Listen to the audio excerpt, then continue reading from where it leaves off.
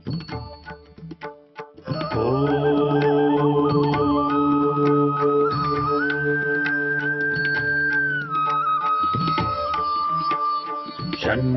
मित्रः शं वरुणः शन्नो भवत्वर्यमा शन्न इन्द्रो बृहस्पतिः शन्नो विष्णुरुक्रमः ॐ शान्ति शान्ति शान्तिः।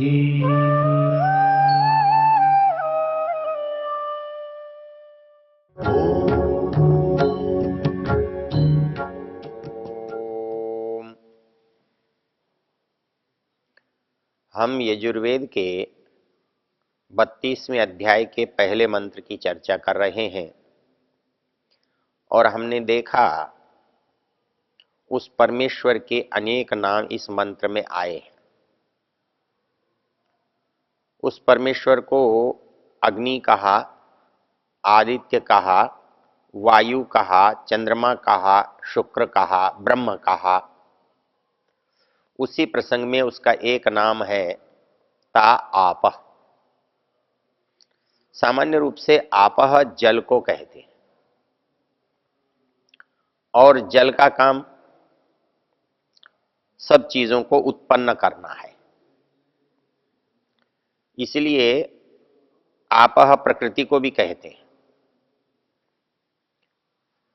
और इसको सदा ता आपः स्त्रीलिंग में काम में लेते हैं, बहुवचन में काम में लेते हैं। तो वो परमेश्वर भी आपः है,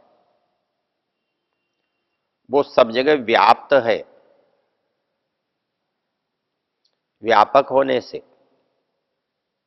उत्पादक होने से उस परमेश्वर की जो संज्ञा है वो आपः है। बाकी जो आपः जल है उसके जो गुण हैं, शीतलता, शांति,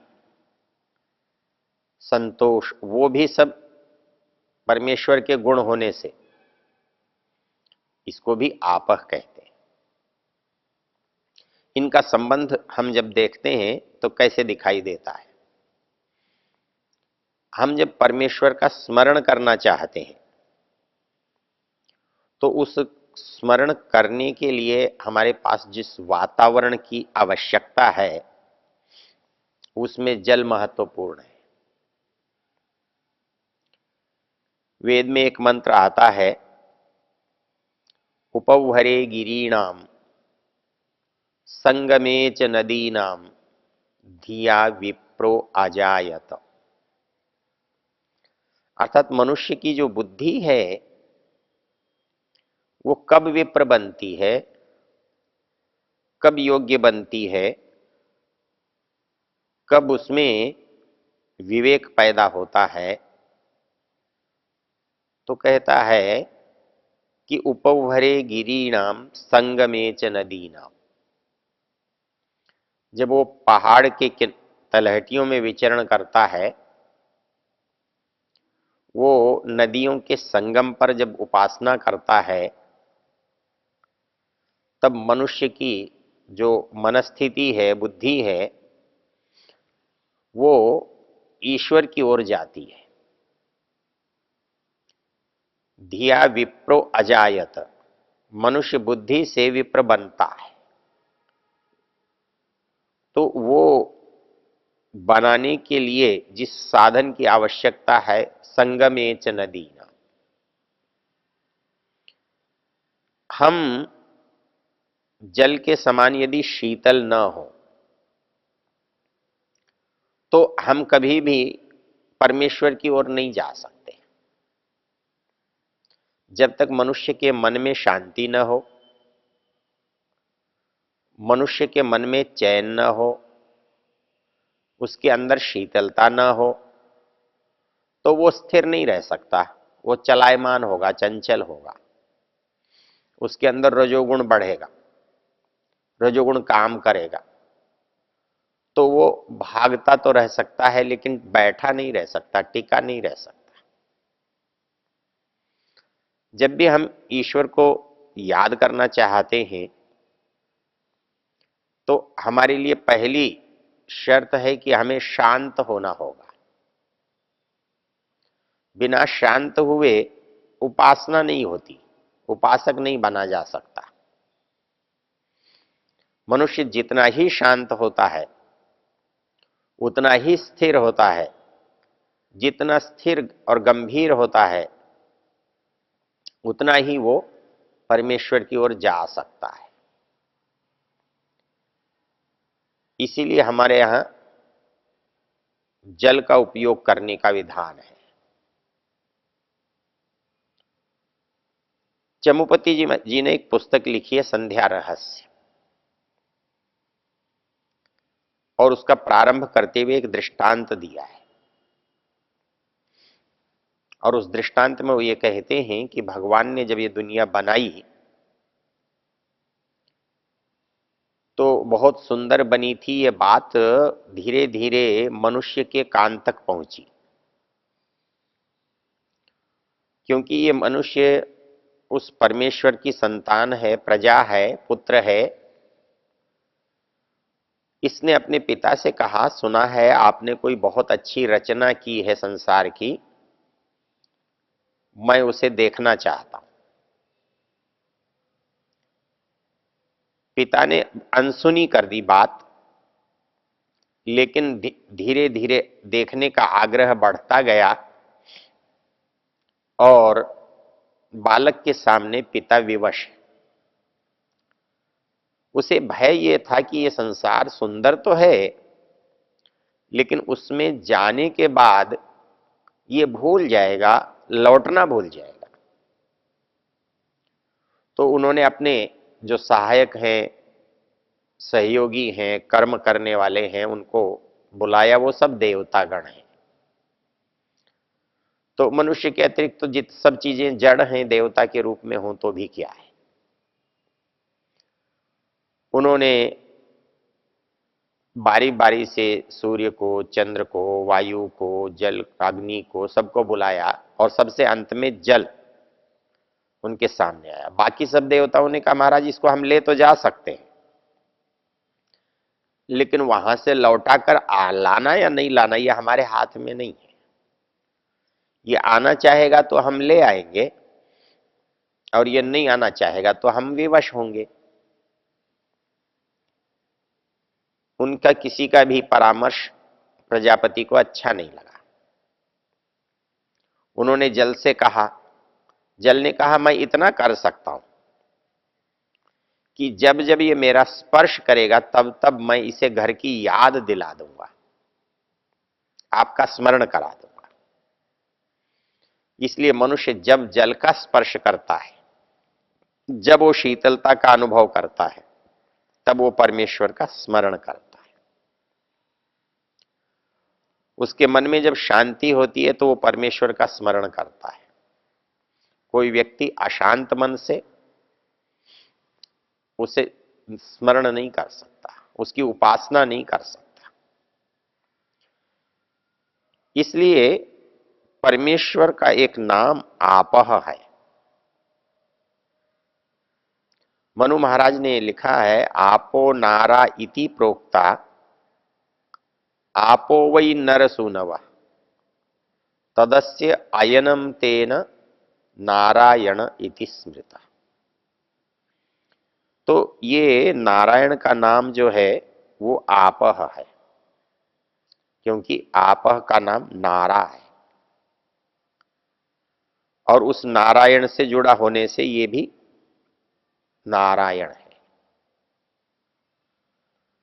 तो आपह उस परमेश्वर का नाम है और उसके गुण के कारण से है,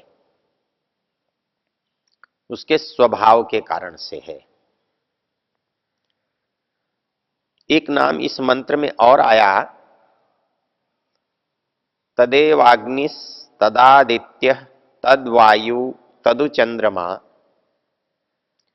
तदेव शुक्रम तद ब्रह्म ता आप स प्रजापति।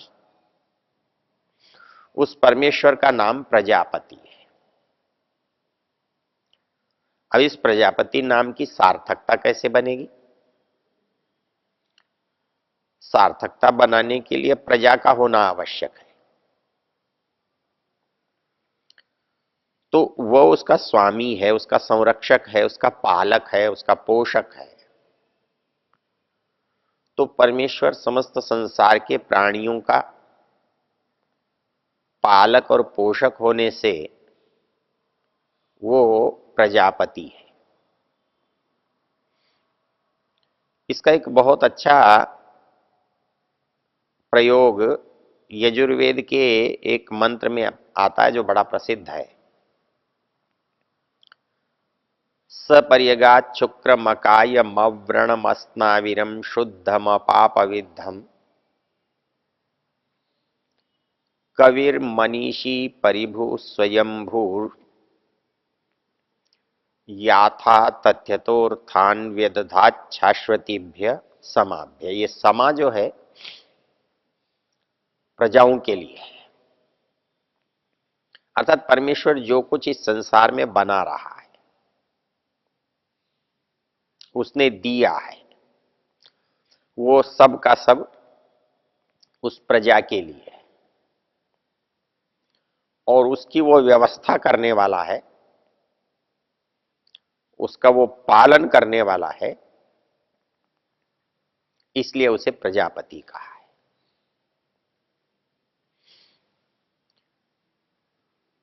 इसीलिए हमने देखा कि ऐसे ही विशेषण मनु ने दिए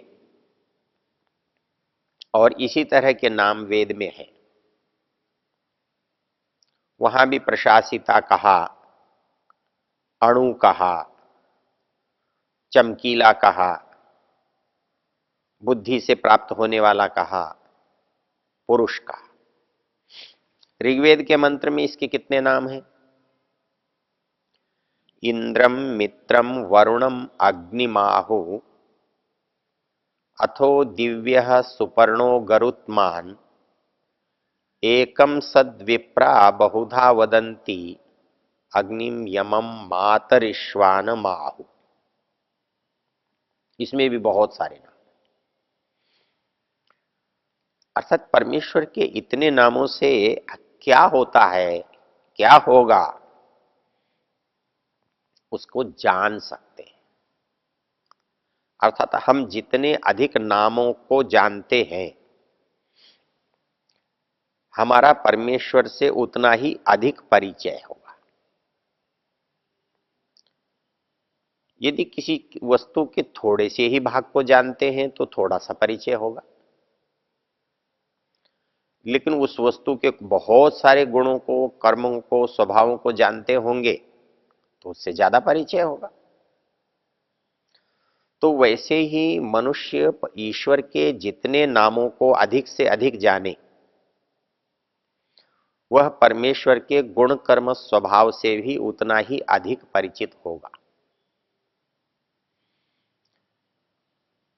यहां परमेश्वर को इंद्र कहा।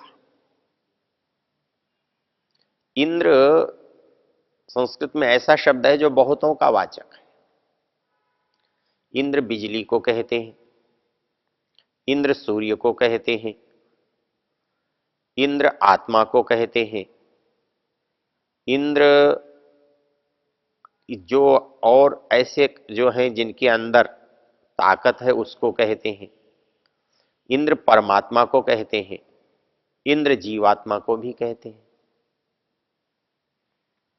अब ये प्रसंग से हमें अर्थ लगाना पड़ता है। अब इंद्रम मित्रम वरुणम अग्निम, यहां पर इंद्र का अर्थ और कोई नहीं हो सकता, क्योंकि जो केवल एक है उसका नाम इंद्र है और संसार में केवल एक, केवल परमेश्वर है। और तो कोई वस्तु ऐसी नहीं जो एक ही हो, दूसरी हो ही नहीं, जिसका अस्तित्व तो सबसे बड़ा हो। तो इसलिए वहां इंद्र शब्द का अर्थ परमेश्वर है, लेकिन और स्थानों पर कैसे अर्थ होगा? जैसे हमारी इंद्रियां हैं, हमारे शरीर में जो साधन है, हाथ पैर आंख नाक कान मुख त्वचा आदि, इनको हम इंद्रियां कहते हैं। चाहे वो ज्ञानेंद्रियां हैं, चाहे कर्मेंद्रियां हैं, या दोनों का करने वाला मन हो। इनको इंद्रियां क्यों कहते हैं? तो इंद्रिय शब्द का अर्थ होता है जो इंद्र की हो। जो वस्तु इंद्र की है इसलिए वो इंद्रिय है। जो वस्तु इंद्र का साधन है वो इंद्रिय है। और जो इंद्र की पहचान है वो भी इंद्रिय है। अर्थात वो जो आत्मा है उसको यदि इन इंद्रियों के अभाव में पहचाना नहीं जा सकता।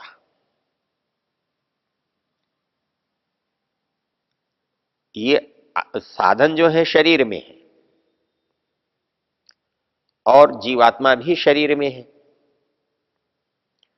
तो उस जीवात्मा को शरीर में है या नहीं है, उपस्थित है या उपस्थित नहीं है, यहां बैठा है या चला गया है, इस बात का कैसे पता लगेगा? और कोई उपाय नहीं, इन इंद्रियों से पता लगता है। इन इंद्रियों को देखकर भी हमें मालूम होता है कि वो है, वो नहीं है। इसलिए उसका उसे लिंग कहा, पहचान कहा। इंद्रस्य लिंगम इंद्रियम, जो इंद्र की पहचान है उसको इंद्रिय कहते हैं। ये उसकी पहचान कैसे है? ये यदि है, होने मात्र से क्या, जब तक इनमें क्रिया नहीं होगी तब तक इनका होना होना नहीं होगा। ये जब तक सक्रिय है तब तक उसका होना है, और जिस क्षण ये सक्रिय नहीं रहेंगे उस क्षण वो नहीं होगा। आंख, चिकित्सक लोग किसी की मृत्यु को आंखों की पुतली से देखते हैं। चिकित्सक लोग किसी की मृत्यु के बारे में उसकी त्वचा को देखते हैं, उसके श्वास को देखते हैं, उसकी नाड़ी को देखते हैं। तो ये जो हमारे आंख नाक कान जब क्रिया करते हुए होते हैं, प्रतिक्रिया करते हुए होते हैं, तो ये पहचान होते हैं जीवात्मा के शरीर में विद्यमान होने की। किंतु शरीर है ये क्रिया नहीं करते, तब पता लगता है कि वह इस शरीर के अंदर से निकल गया है, चला गया है। इसलिए जीवात्मा को इंद्र कहते हैं और इन साधनों को इंद्रियां कहते हैं।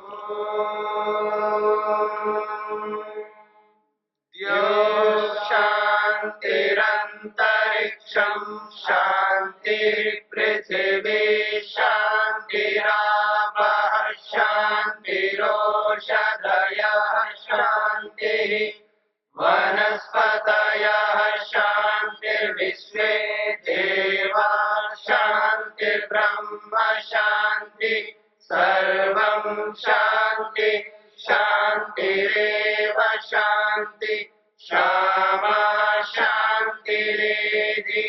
ओम शांति शांति शांति।